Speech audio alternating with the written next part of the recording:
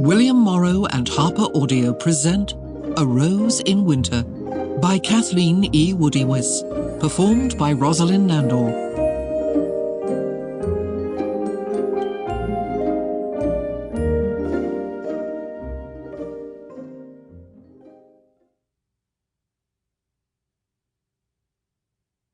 A Rose in Winter. A crimson bloom in winter's snow, born out of time, like a maiden's woe, spawned in a season when the chill winds blow. 'Twas found in a sheltered spot, bright sterling gules and blemished not, red as a drop of blood from the broken heart of the maid who waits and weeps atop the tor, left behind by yon argent knight sworn to war, till a jousting and a questing he goes no more. Fear not, sweet Joe, a mouldering on the moor, the winter's rose doth promise in the fading runes of yore, that true love once found will again be restored. Chapter 1. October the 23rd, 1792. Northern England. Marriage!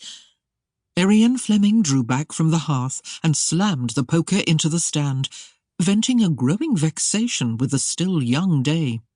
Outside, the cavorting wind gleefully whipped large splashing raindrops and stinging shards of sleet against the leaded window panes, to mock with its carefree abandon the bondage she felt in her spirit. The rolling chaos of dark clouds churning close above the tiled roof of the mayor's cottage mirrored the mood of this trim, dark-haired young woman, whose eyes flashed with a violet fire of their own as she glared down into the flames. Marriage! The word flared afresh in her brain. Once the symbol of a girlhood dream, of late it had become more a synonym for foolery. It was not that she opposed the institution. Oh, no. Under the careful guidance of her mother, she had prepared herself to be a fitting spouse for any man.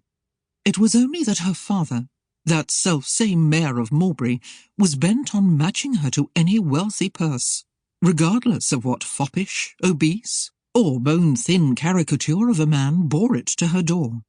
All other desirable traits, including manners, seemed unimportant to him. Indeed, not even to be considered.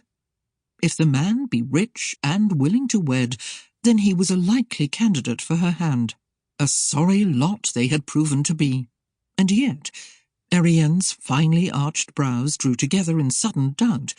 Perhaps they were the best her father could do, without the enticement of even a reasonable dowry.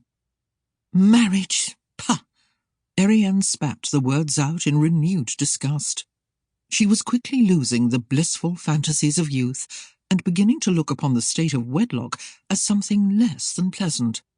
Of course, it was not altogether rare that a young lady should detest an arranged suitor, but after the sampling she had been subjected to, she held little hope that her father's usual dogmatic nature would greatly improve his selections in the future. Restlessly, Erienne strode to the window and stared pensively through a diamond-shaped pane toward the cobbled road that meandered through the village. The trees that bordered the hamlet were little more than dark, skeletal shapes in the slashing rain. Her gaze drifted down the empty lane, and a dull ache, not unlike a mild dyspepsia, was born in her at the thought that barely an hour separated her from a meeting with an unwelcome suitor. She had not the smallest desire to put on a gracious smile for another simpering buffoon, and she dearly hoped, yea, even prayed, that the road would remain devoid of travellers. Indeed, should a rain-weakened bridge collapse beneath the conveyance bearing the man, and the whole lot fall into the foaming water, never to be seen again, she would not grieve overmuch. The man was a stranger to her, a faceless entity, identifiable only by a name she had very recently been given. Silas Chambers. What kind of man would he prove to be? Erienne glanced about the modest parlour, and wondered how he would view her home, and if his disdain would be apparent. Though the cottage was as fine as... Sample complete. Ready to continue?